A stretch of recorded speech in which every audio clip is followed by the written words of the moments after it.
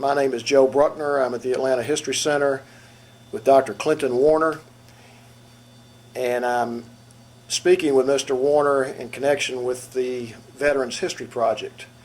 And Mr. Warner's been kind enough, Dr. Warner's been kind enough to come to the History Center and give us a rendition of his experiences during World War II and before and after World War II. And Dr. Warner, I want to tell you how much we appreciate your coming down here to share your experiences. And I'll just tell you in advance, we appreciate what you did for your country. Thank you very much. Would you state your name, where and when you were born? My name is Clinton Ellsworth Warner, Jr. Was born in Atlanta, Georgia, on the campus of Morehouse College, Graves Hall. Dr. Warner, would you tell us a little bit about your upbringing, your family? As I mentioned, I was born on a college campus. At that time, my father and mother was employed by Morehouse College. I think he instituted an ROTC unit there at that time, and also was on the faculty. I was born during that time.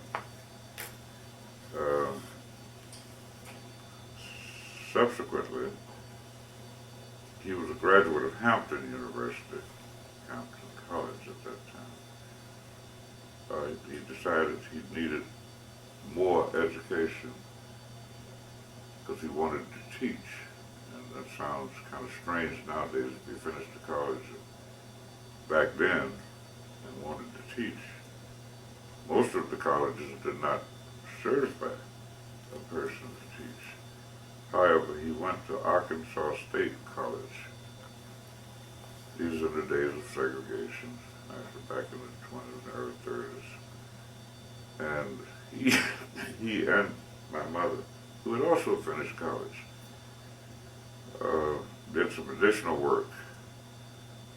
And he was offered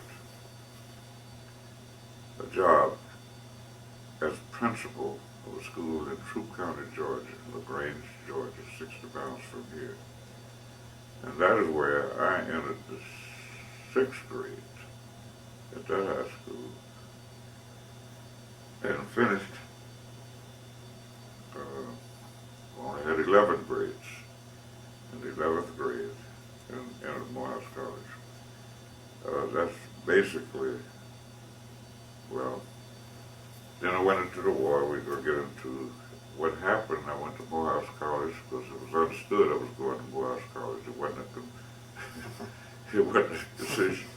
And I wanted to go nowhere else because I'd been exposed to it as we grew up. We went back for visits and so forth, meeting people from LaGrange to Atlanta. And I went. Mine was a strict, never strict, there was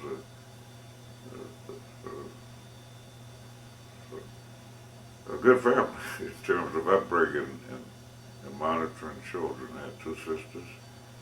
They all went to college also. But when I went, I was 15, 16, well, somewhere 15, 16, when I was a freshman, and I had been under what was then the normal family upbringing for black people who were able to, so-called, they monitored their children very well, they taught them very well, social skills, etc., and piano lessons, the usual thing. But it was a kind of a boundary to me. I'm the principal's son in high school, and I made all these. But nobody suspected that it was because I was the principal's son. I made them. What I'm trying to get to is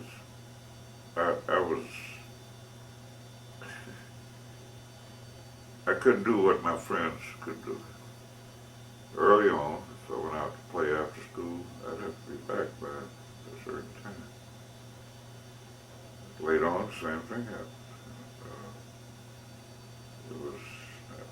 I couldn't even think about smoking, drinking, or something the things high school kids were doing, even in those days. And I just felt like I'd been cheated when I went to college. So I just kind of abandoned everything for 2 years in college. I did not make good grades on purpose. I didn't want to. And at the end of my second year, the war had started, and during that summer, I got an opportunity to apply for a job at the War Department in Washington, D.C. as a clerk. That was this 1941, 42, I guess. 1942. And I stayed in Washington with that job, very happy, doing what I wanted to do. I stayed in touch with my parents, but they weren't for that, but they allowed me the freedom to do what I wanted to do. Then I got drafted, and that's where the story starts in terms of the Army. I was drafted from D.C. I guess they transferred my registration from the Marines up to, that's the normal procedure wherever you went.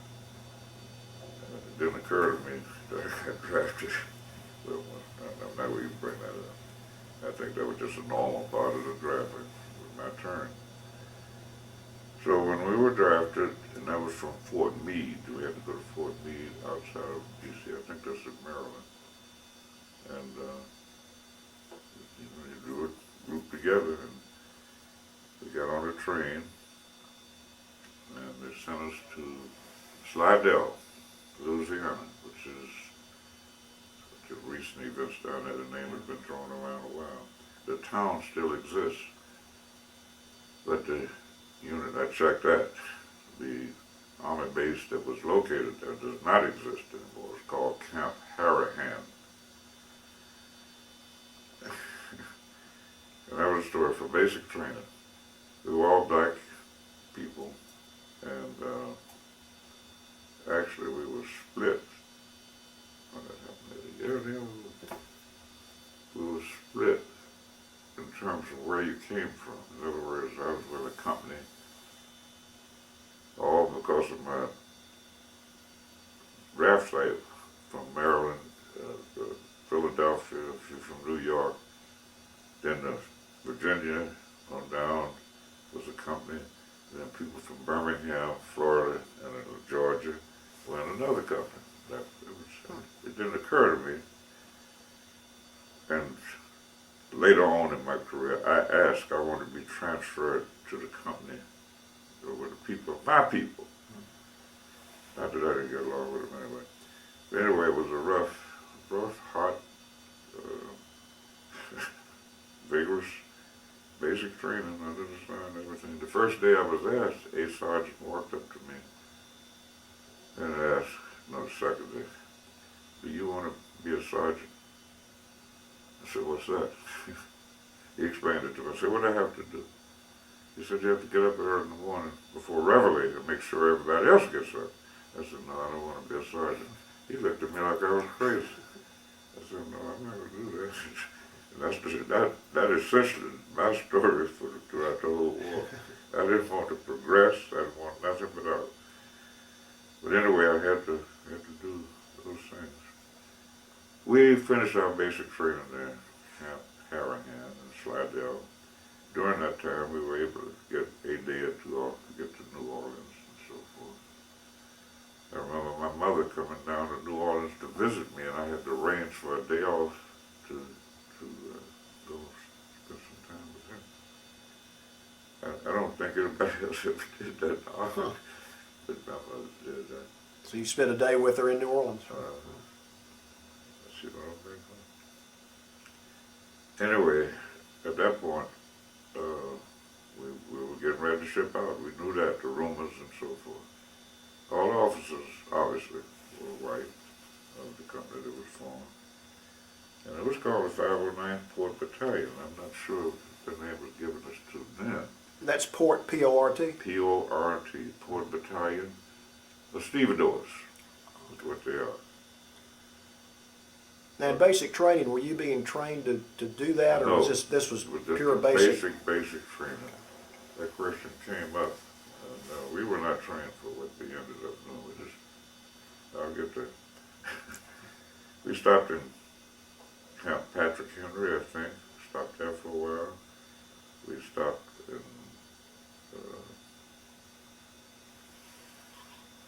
Norfolk Army Base. I think that's called something else now. And from there, as I remember, we were transferred up to New Jersey, New York port into this Queen Elizabeth to ship out overseas. A version of that is I noticed that all the black soldiers were in the colored ship. We were not allowed to go. We had our own, we were segregated on the ship even, had our own dining hall and so forth. And soldiers, I saw the pictures as I walked in, the Queen Elizabeth loaded with soldiers on the deck. I said, there I am. No, I wasn't, but way down in the hold. But we made it over there. Queen Elizabeth was the first entree in a defiant act in the Army. It was like a seasick down in the hold of the Queen Elizabeth. It was zigzag, in order to avoid submarines. That was the thing for that point in time.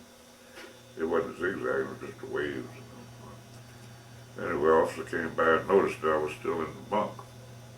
Everybody had been ordered to the dining room. It's lunchtime for you. You had to go. He said, boy, get up. I said, I'm sick. And I vomited again. He said, I don't care. Get up. Let's go. I turned my back to him and went on back to sleep. Tried to get nothing happened. That was first act of defense. Anyway, we came in finally in Scotland, Glasgow. We stopped there for a little while. Then we were transferred to Cardiff, Wales.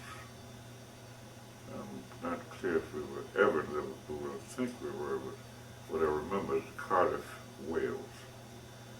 It was there that we heard the rumor was floated. And we were not doing anything. We were just doing regular, like basic training stuff. Marches, walks, exercise. But the rumor was floated that one of our officers had been killed by one of our battalion members. I happened to know this guy. I can't remember his name. I remember him. He was kind of an oddball. But he knew who he was and what he wanted to do. Now, when that rumor floated for a few days, at least I never saw that officer again or him. Whatever happened, I don't know. Anyway, by that time, we were transferred to around Southampton. This was the day of the buzz bombs from Germany. They came over and they would buzz over London and Southampton. And we stayed in London a little while and then went down south. You could hear the buzzes going, but the street theory about them, if you heard them go off, you heard the buzzes, fine. If you heard it go off and it was above you and heard it go off, it was coming down at that spot. So everybody was ducking. We never got hit, but I saw a lot of them, saw damage from them, heard them, and that was kind of key. So we were taken to the takeoff point from Southampton, the docks, I guess. Because we were loaded into the ship. I don't really remember what the ship was. And we went over to D-Day. That, as best as not D-Day, Omaha Beach. The best of my memory was either the 14th or 13th of June. It was a few days after. So this was 1944, right? Yeah. Right after D-Day. Yeah. Okay. And we unloaded into what we call ducks. Those would land in water, and they could travel in the water and then come out on the beach and do the same, just like a truck. And we were loaded into those off the beach of Omaha from our ship. open up there, and we had to wade through the water. This duck didn't carry us up. You got the shallow water, you just got out and walked on through it. Up on the beach. We were moved. The whole, when I say we, I'm talking about this battalion. This company, really, we were down to the whole battalion. 2 or 3 companies. But there was a lot of us moved up to what I have discovered was just a mile or so away from the beach. There was no fighting going on at the beach at that time. Could you describe what you saw on the beach when you first approached it and then when you got off? We saw a lot of wreckage on the beach. A lot of, I didn't see any body parts. Some people described that. I don't remember seeing that. But a lot of wreckage apparently from aircraft or debris. I don't know, maybe ships or something. I don't know. That's about it. I didn't see any fighting there. The fighting was just above us. A week later, they kind of moved in. We heard Night Check Charlie, if you know what that is, in our camps, flying over at night, German planes, and we could hear the bombs being dropped. Those were surveillance flights to see where the troops were and so forth. We were never personally bombed, but we could hear them in the distance. And they were looking for the fighting troops, not the supply people. Now, in your mind at that point, what was your role going to be? What were your responsibilities going to be? Did you know at that time? I didn't know. I knew we were a port battalion. We were given that name. I knew what that was. But I don't remember any training or anything. We had to dig our own foxholes, and subsequently they gave us some little tents to put over the rain and so forth. And we would walk our truck, I can't remember which, to the beach each day. There was a dock there. The ships could come up at that time. Trucks could come to, the ships would be dockside. Our job was to unload the ship. My job, to find out I could read and write, and I have to mention that the troops, the company I wanted to join with, half of those people from Birmingham, Mississippi, Alabama, Georgia, half of them couldn't read and write. So they gave me the job as checker, meaning I was up high alongside the guy who operated the crane to drop the things down in the hole.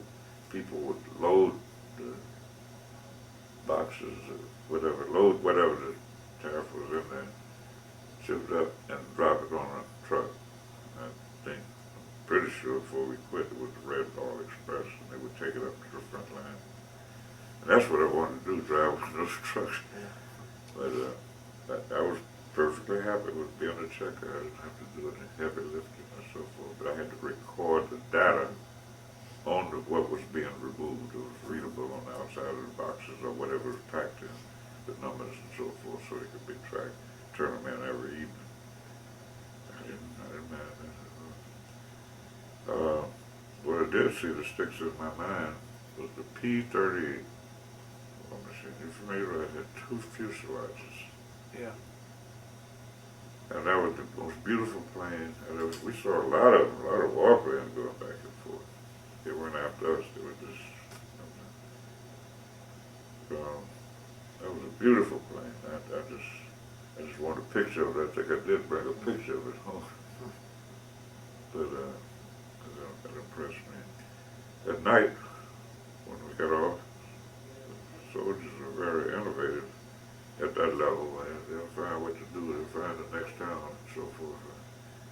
We were out in the, what they call it, bush, the wedge hedgerows. We were located in a hedgerow. They found this town, so we tended to sneak over there. It was Barfleur, the best I can remember, a small town. St. Lo was not very far from that, but that was too far to walk. But Barfleur was close enough for us to walk to the town.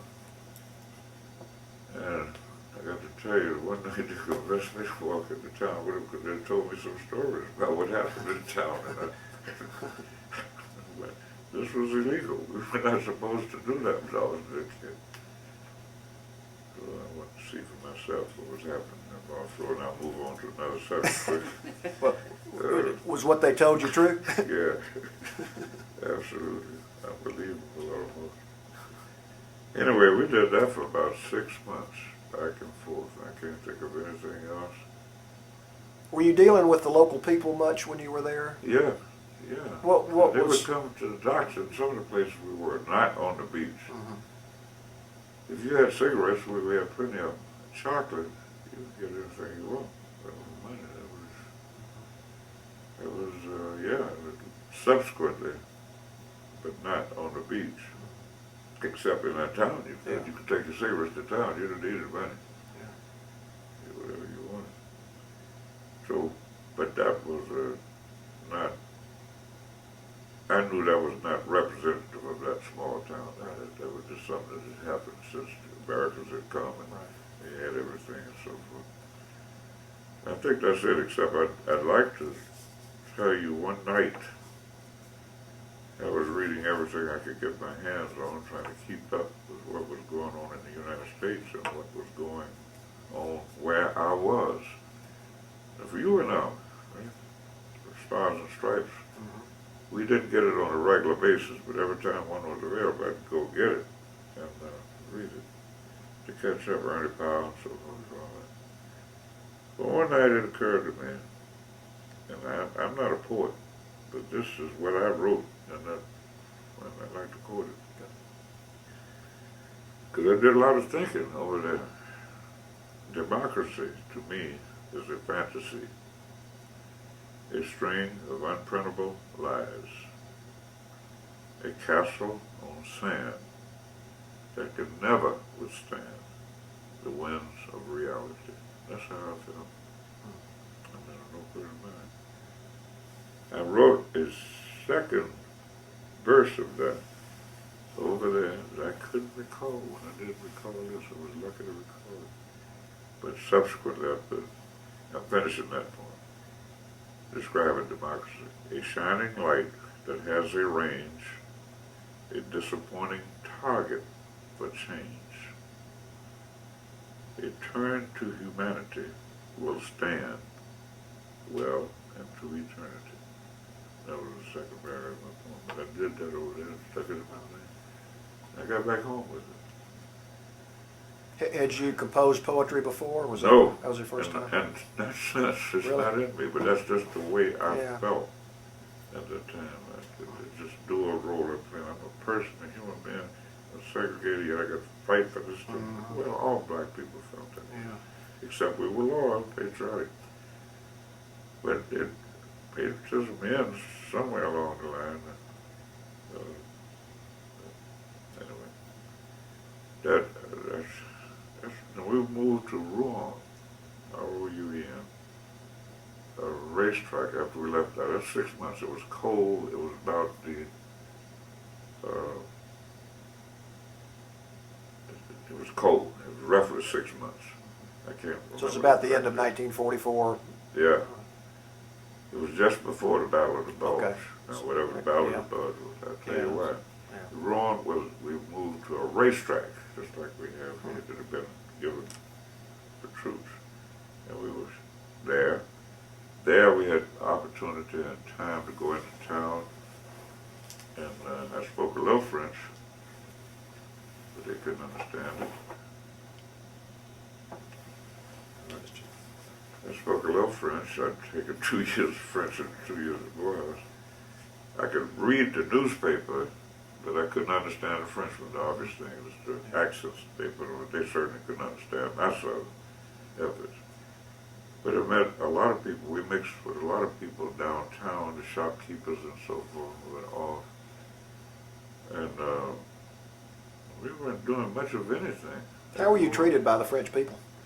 Warmly. I met 2 different young ladies who invited me because they had to go to their parents' homes for dinner. And I went and had a good time. We was trying to, most of them could speak a little French, I could speak a little English. Had a good time. And it was enlightening to mix. Other than that, the contact with the community was when you went in town was, you got the cigarettes, chocolate? Yeah. Yeah, I got this for you, whatever. And lots of people did that, including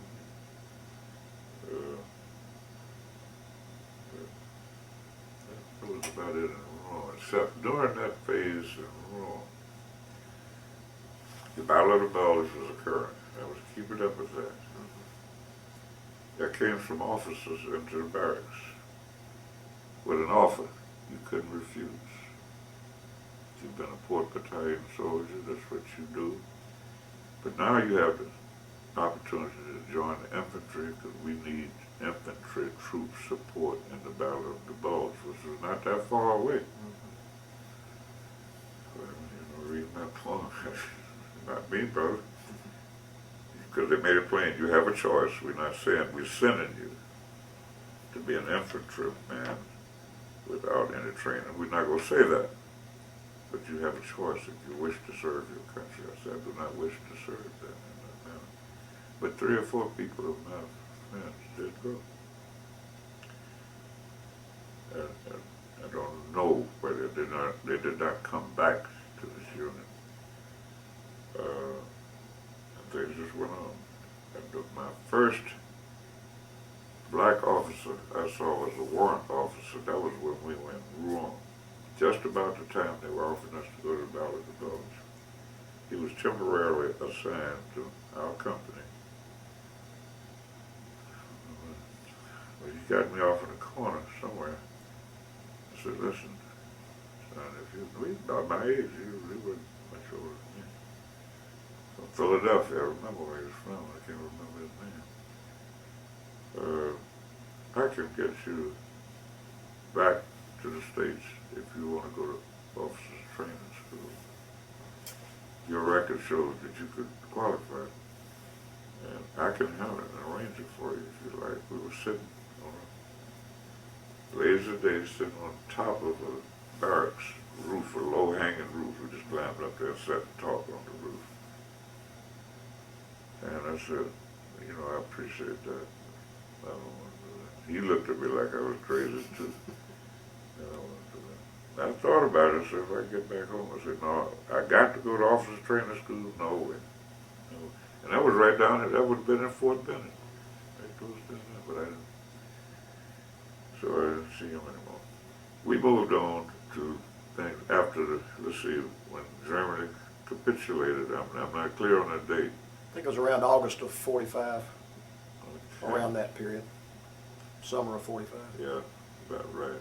A little bit earlier than We that. moved on to, we never stopped at Paris. We moved on to Germany after that time. And we were always associated with some port or something. We were doing guard duty. Not unloading ships, but we guard duty. On the ships and on the ports. One of those ports, when we got to Belgium, I forget what the name of the major port in Belgium. I arrested looked like a spy to me. It was because he had a strange uniform on. He didn't speak English, so I said, hold up here, buddy, you're not supposed to be here. I captured him, took him under my rifle to the headquarters. They didn't laugh, but they said, that's a Russian, he's one of our friends. I said, okay, I'm just trying to do my duty. Next time, that was in Belgium, one of the ports too.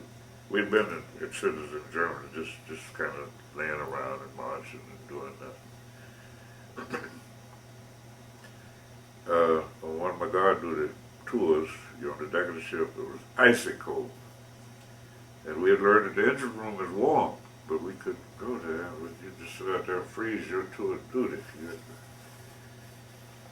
It had to be a little thing. We kind of sneaked down to the engine room to get warm and come on back, I went down there and fell asleep. It was so warm. And the court officer of the day, officer of the night, who makes the rounds, checks the posted sentries. Came down and got me and arrested me. You know, that's dangerous stuff. You're in a war zone, you sleep on duty. Nature, I guess. So I lost my T5 stripes for a moment. And they were restored again back to me after 2 or 3 weeks after that. And, but I was worried. I said, well, I guess I'm going to be court-martialed, take home a shot. But they didn't see it that way. But they had every right to. So, and then what did the measure by getting so many points coming back? You had to have 56 or something. And it was determined different ways. How long you've been overseas, how long you've been in the Army, got credit for it, and you had to have a total, if I'm correct, 51 or 56 or something in that area, and then you would immediately be allowed to come back. I got confused a little bit about the VJ Day thing I was talking about the other day. Because we were getting ready we had been issued light clothing, jungle clothing, all that stuff, uniforms, light. We had issued them and had them, and getting ready to move down to Cherbourg or somewhere. We were on somewhere to ship out to the Pacific when that happened. So we felt relief we didn't have to. What was your feeling when you heard the bomb had been dropped and that Japan had surrendered? I couldn't get very much information about that. We just know it was a new type of bomb had been dropped. It did not play up the number of people who were killed, but it was enough to end the war. That's truly all I knew about it until I got back where I could really get the facts.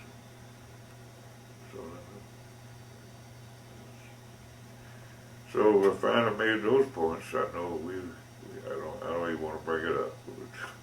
So I play the race card every time you say something, but I know that was manipulated. Whites were getting back on early with lower points than I know that. But I'll leave that alone. Did you actually see that happen? No, I mean, no. But you're pretty sure it did happen? Hey, I'm just surprised that I don't get to deal with the officers and planning and the governance and so forth. Right. But I just do that. It's probably not true. But anyway, we finally got it. We made it back. When we came back, we didn't come back on the Queen Mary. We came back on Liberty ships. Liberty ships were the things we unloaded. But they were lighter, and I tell you, the Atlantic Ocean doesn't play any favorites when it comes to ships. They rocked that Queen Mary, and they rocked it doubly hard on that Liberty ship coming back. But we got back. I got out of in Augusta. I was sent to Augusta to be debriefed or discharged. And they offered me all these things. I said, no. You want to do this? No. You want to do this? No. You want your duffel bag? I said, no. He said, you got to take that. Yeah, so I took that. And that was what I learned there. My experience in the Army and my experience 1 year in Washington, D.C. doing what I thought I wanted to do. To put a better way, made a man out of me. And experiences. And I knew I wanted to go back to college. I knew I wanted to do well, and I would do well. I knew that. And but when I got back, talked to my father about it. He was happy. He said, "Go back to school, Pop." I got back in the spring. The last issue I want to bring up, there was a 5450, you get $50 a week or something as a veteran. But anyway, in the Grange, I said, well, I'm not going back to school until September. This is April. I'll find me a little job. You know, I showed Pop that I have to support myself. Went down there to the Veterans thing, office in the Grange Troop County, where she's close to the front. A white girl looked at me strangely, who are you working at? I said, well, I can't apply for a job. Here's my papers. I'm a veteran discharged, and they say that they haven't. She looked around to see what the officers, people did. She said, well, the only thing I got for you is, what's that lumber yard down there? The lumber yard where you go just chop up wood. I said, man, I have 2 years of college. I don't mind the job, but can't you find something else? Be more fitting? That's all we have. And I turned around and walked up. I didn't even thank her. But that was, I want to finish that. I was talking to my father. He said, well, what you want to do? I said, I want to be a journalist. He'd start laughing. This is 1940, what, 45. I said, how you going to make a living doing that? I wanted to do that because I'd read Benjamin Mays. I'd read Du Bois. I'd read Philip Schuyler, which was a Pittsburgh Courier, who were voices during that time for black people. And that made me think I wanted to do something like that. And I finally decided on medicine and went back to school. I knew I had to get my grades up to get in. And after the 3rd year of college, I was admitted to medical school. I had all A's when I went back to college. And I finished medical school summa cum laude. Was that at Morehouse? And it wasn't a surprise to me. I finished Morehouse. I didn't finish it. You get 3 years and you could go to medical school if your record was good enough. And I got accepted at Meharry Medical College in Nashville, Tennessee. One of the 2 black schools that I could go to. I applied to the Canadian school and never got it. And blocked it on the name. Well known in the middle part of Canada, well known school. McAllister or Yeah, something like that. I should know. Anyway, when I finished Meharry, it occurred to me that I had been to all black schools. I'm a physician. I'm a doctor now. I have an MD degree, although I was going on for further training in surgery. I had to intern then. And I applied purposely to 2 white hospitals. They begged me to stay at Meharry with my record, going to internal medicine. I got to prove something to myself. What I had to prove was that I was as good a doctor with an all-black training as anybody else. That gets me a little bit, but I want to talk about that. I had to prove that to myself. I applied to several. 2 accepted me, knowing that I was black. One in Chicago and one in New York. I was smart then. I was a young guy, smart guy, so I accepted them both. And didn't make up my mind which one I wanted to go to. I decided to go to Chicago. It was a Jewish hospital called Michael Reese. At the time, all white, all Jewish. I was the second, I was the first black American to be the intern there. I had a good experience. I'm off, you might want to stop me if it's off the wall. Anyway, one day, I wanted to be sure that I was good at the people. The fellow interns came from Princeton, Harvard, Yale, University of California, University of Michigan, Princeton, schools like that, NYU, whatever. And this is where I wanted to be, to see. I wasn't there 48 hours before I knew I was not only as good as they were, I was better than they were in the training. And that gave me a great relief. Not satisfaction, just relief. But here we go again. In the middle of that year, the medical director sent for me. What would this medical director send for me? Tell him. All he had to do was nicely tell me I was getting ready to go on obstetrics, and he was afraid I wouldn't be able to do that. I'd have to admit that. That's one of the times in my life that I blinked. That was another time. In a situation like that, I blinked. 3 hours in the hospital, so I went on back to work. I should have told him you could take your hospital and go where you want to go. Back, I'm going. But I didn't. Anyway, I finished it, and then my record was good enough. They wanted me to stay there and do my surgical training. I said, so the same person asked me, please, we need you. You've got a good record. You've got a good surgical training. I said, I'm going back home. So I went to Phillips Hospital, which was one of the few black hospitals that offered that kind of training to blacks at that time. It was 1951, 52, yeah. So I didn't take back it up. When I took the two internships for different hospitals, the one in New York wrote me a letter trying to sue me for breaching contract. I said, go ahead and sue away. That was wrong. We didn't do that. And that's how I got here back to Atlanta. And you made a career in medicine?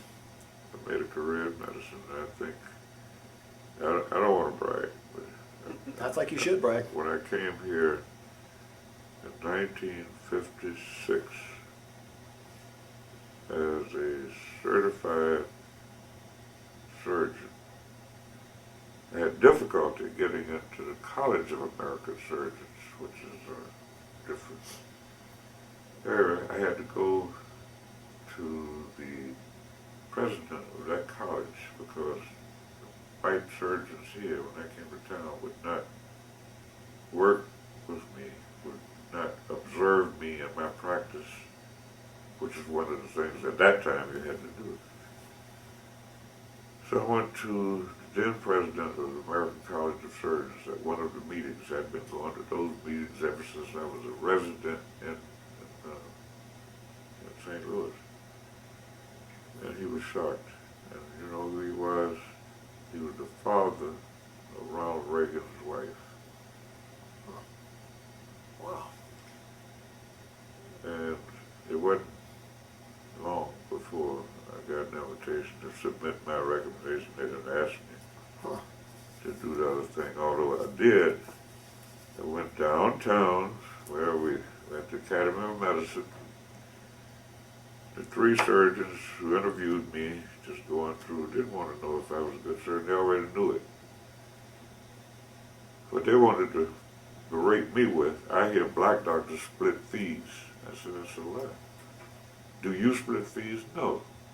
That's all they were talking about. And after a while, that kind of question, they said, well, it's over. They didn't ask me anything about my ability. They had to do it because big guy offered, Yeah. so they had to do the process anyway. But it took me, I'm proud of that. And then when I got here, applied to white hospitals, they routinely said, we don't take black doctors, we don't take black people, or didn't answer. I got to, with the NAACP as one of the plaintiffs, to sue the whole medical system, dental system here. I'm kind of proud of that, because I took it. I was the president of the Black Medical Association at the time that issue came up. And at a meeting there, I introduced them to it. I said, we need to sign this. This is for medicine and dentistry. We need to sign in this suit. They shook their head and said, we don't want to get involved in suits. And so I said, well, I tell you what, I'm going to sign it. So I did with the NAACP, and they gave up. They never had to go to court, because it was obvious that Emory, Grady, hospitals, Crawford Law, and so forth were segregated continuously. How were you treated by the white officers when you were in the Army, particularly when you were over in Europe? Like anybody else, but I wasn't, I never got insulted by an officer. It was direct. Most officers, no. Like everybody else. I didn't see any, just because I mentioned there were only white officers, I didn't see the white officers mistreat any black soldiers. If they did, I didn't know it. And I didn't see it. If I did see it, I don't remember. That wasn't that at all. But I knew this. The white officers we had were the lowest rated officers in the white corps. That's why we got them. The good officers, we didn't get them. So they weren't about to do anything. Were you ever afraid while you were over in Europe? Did you ever have fear for your life? I was really afraid of those buzz bombs. In the foxhole, where we didn't know where we were going to get bombed or not, we just heard it. I was a bit afraid then. That's when I wrote this thing. Why am I doing this thing? Yeah, I admit that. Other than that, maybe it's on one of those ships. Seasick or something. What was your... Go ahead. No, you go ahead, I'm sorry. No, I wasn't really afraid. I was young and, if it was going to happen, it's going to happen. But I was afraid of the buzz bomb. Say, here's something I can't do anything about. And the possibility of the bombing was something I couldn't do anything about. That scares me. Something I can do something about, it doesn't scare me, does it, baby? Okay. What was your family's attitude or feelings when you went into the Army? They probably thought it was good for me. They were supportive. I was drafted, I didn't have any choice. They probably thought it was good for me because they knew I was going to hell in a handbasket up there in Washington, D.C. for a year by myself. But they didn't check with me. There's no point. They said, well, be careful, son. They were supportive. So forth. When you were over in Europe and the war was still going on, did you realize you were part of one of the more significant events in world history? Absolutely. This was a big one. I knew that.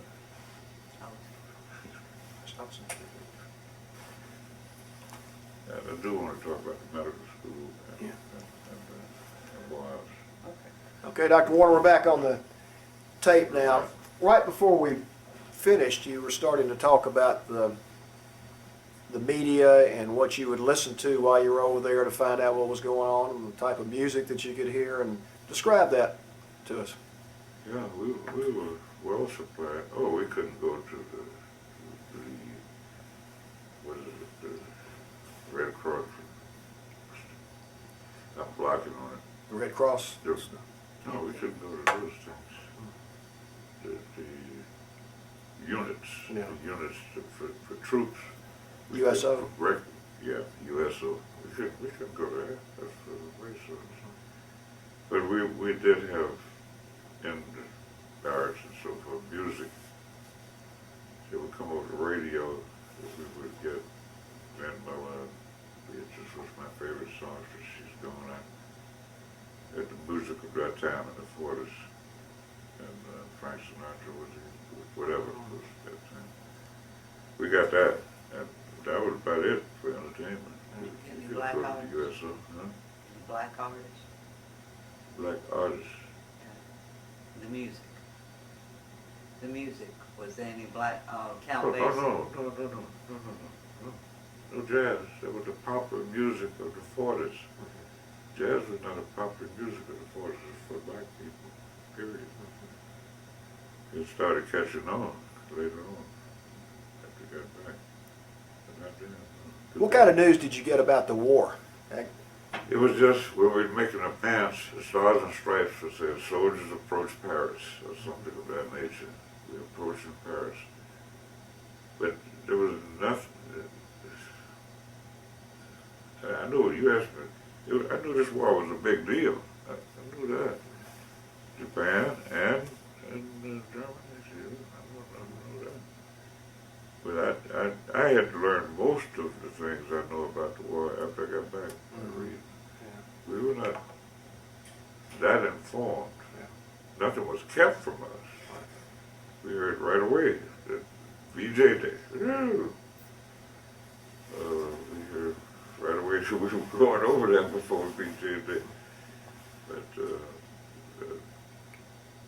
I read everything I could. Would you describe what you... Radio, excuse me. I don't remember a radio program dealing with the war that we were able to access. Would you describe the relationships between the soldiers when you would go into town, the interaction and what you witnessed? Since we were completely separated, and everything, when we went to town, there was a different story. Because young guys would be looking for the bars and the clubs and so forth. They weren't going out there to have dinner, shake hands home. I laughed for her, like, she likes to go to Buckhead, I haven't done enough fuss about it. I said, oh, the, I thought most people knew this, so I would just report it again. Let's take England, for example, where you could talk to the people and understand them. Every time we'd go on break to town, I had the opportunity to go. We'd go as a mass, and people would stop here, and the others would go there and swear. We never, far as I know now, I've seen this. If we go into not a restaurant but a bar, if a few white people were there, white soldiers, they would leave. But I've heard of, and I've seen down the street, came out of a bar to observe all that fighting going on down there, the next between black and white soldiers over women. It was not over women, it's to get their women back, who were with them in the bar until the blacks came in. You know. I understand. But I've seen that. But I never participated in one. Go ahead. I think you're thinking of a good story. You need to tell it. Paper doll, what was that song at that time? Paper doll or something. One little lady in one of the bars, everybody was after. And I didn't come to me, she was about this tall. She was pretty. I got it, I won it. So, I didn't have to go far. I was good looking at that time. But that was, but we didn't have many contacts at all. I'm struggling to remember if we had any contacts with white troops, similar troops. There were no white port battalions or that type of work.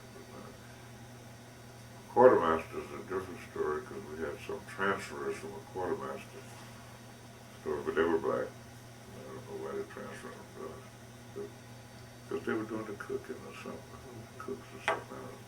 You were telling a story about some pistols earlier. That's the one. Some pistols. Yeah, I have to admit, that was a federal offense. I came into possession while in France, somewhere around Rouen, of a case of 45 automatic pistols packed in grease to keep them ready, you know. All you had to do was take them out and clean them. After I ordered them through the mafia.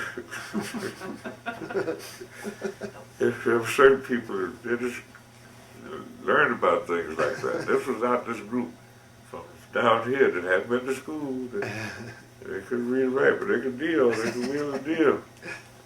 And I ordered one, and he brought it to me, and I didn't know what to do with it. He helped me hide it.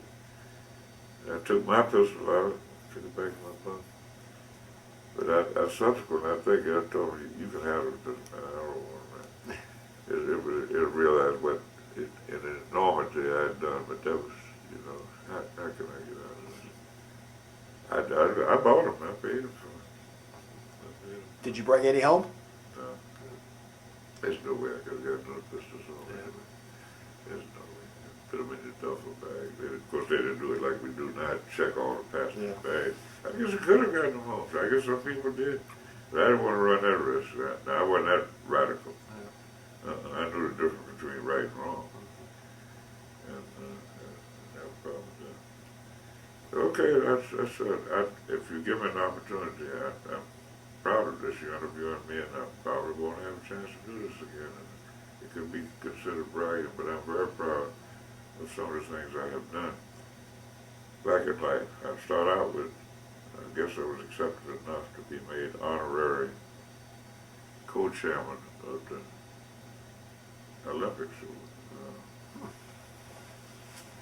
of the overall medical care group, along with my man, I forget his friend of mine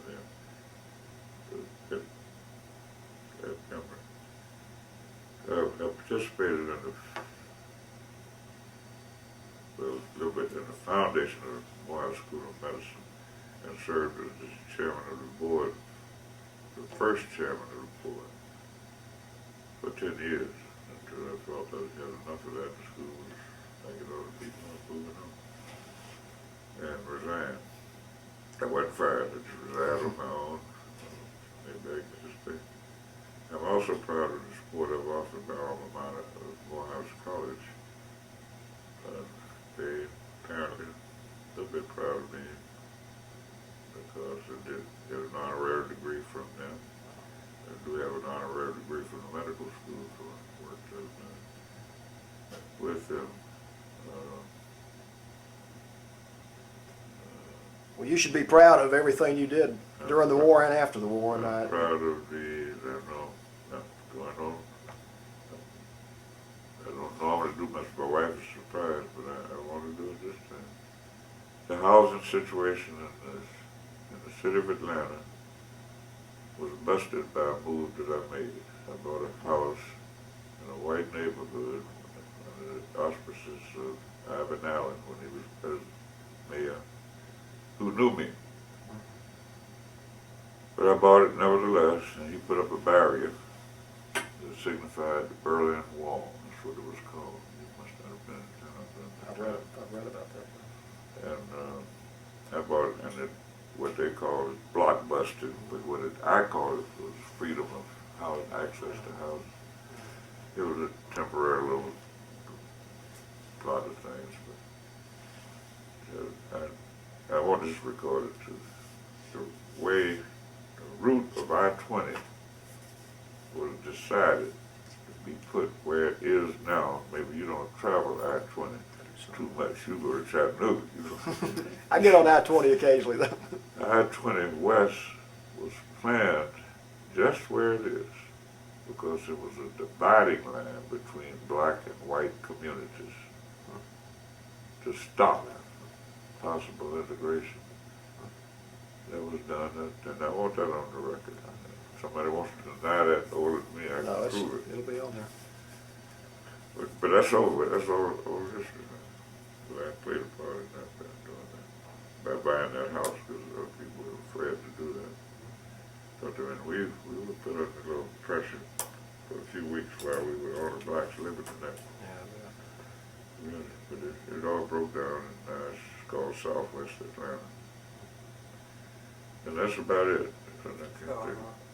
And one other, we've got about 2 more minutes on the tape. I want to ask you one more question. What was your feeling when you heard Pearl Harbor had been attacked? I was just, what was it, 41 or 42? 41. 41. December 41. I was it was on a Sunday. Okay. Sunday morning. Get my memory right. Yeah. I was on the Morehouse College campus, laying on the ground with an egg here, rolling it with my nose. It was a fraternity thing. Initiation. Part of it. That afternoon, we heard it, but I kept rolling that. I kept rolling it in front of the quadrangle of the library, which is, where the CAU. It was right out there. Doing that. When I heard it though, I got more news after that on September 12th. It crossed my mind. I wanted to do whatever thing they were telling me to do so I could get my admission to fraternity, and it was shortly over. I just read about it, and I said, well, it wasn't a big deal to me. At that time I was 17, 18 or something. And it was not a big deal. But that's your problem. That's the way I felt. That's your problem. It got nothing to do with us, but it obviously did. And it had an effect as the war grew on and on. I know it, yeah, because I was in D.C. And this guy that wrote about airplanes, you're not old enough to know that, the importance of them in the World War II. Stavinsky was a Russian. And I remember sending my mom that book because I figured she'd want to read that. Yeah. And he praised airplanes. His name is on a jet or something, Stavinsky or something. Sikorsky? Yeah, that's the name. His first book, I bought it in D.C. and read, and I was so impressed I sent it to them. Well, I can't tell you how much we appreciate you sharing your experiences. It's been a fascinating life that you've led. You say that to all of us. No, I don't either. No, yours is very unique, and it's a real honor for me to have heard it. I apologize for putting my own personal feelings in there about other things. Well, personal That's feelings the are way important. I feel about it. Well, that's I don't feel that way about democracy right now, but I'm beginning to get almost there about democracy things I like to write now about this situation. I don't want to get into that. I don't want to get into it. But somehow, it's not on now. Yeah. Somehow, this democracy has got to find a way to listen to the people better. I give an example. The state of Georgia has a referendum on an issue like the flag, which I think is proper. The people spoke. We don't have anything in the federal government like that. We elect a congressman, they do what they want to do. The only penalty is we don't re-elect them. It's too late then. Major issues that come up in this country, there should be a way to have a referendum nationwide. Other progressive companies do that, countries do that. On big issues. The issue of the war should have been presented to the people, not to the people's representatives to make the decision. Let the people make the decision. I'm getting political now, but that's what I okay. believe. And I know the logistics wouldn't handle it. It handles a vote, a national vote. Why not? You can handle it. You're smart enough. And who would decide what's in the right? I don't know. You solve that problem. But there ought to be referendums on important issues facing this country. And the Congress would be bound to do it. There's too much power there. That democracy has fallen flat because of that. And I just say I'm a patriotic American. I have another piece I wrote after 9/11. I was up there. We were up there, not there, at the Williamsburg. And I didn't want to go to Williamsburg because I figured I'd just see, the typical American stuff. I didn't want to go, but I got there and I found two streets. One of them was named Mary McLeod Bethune.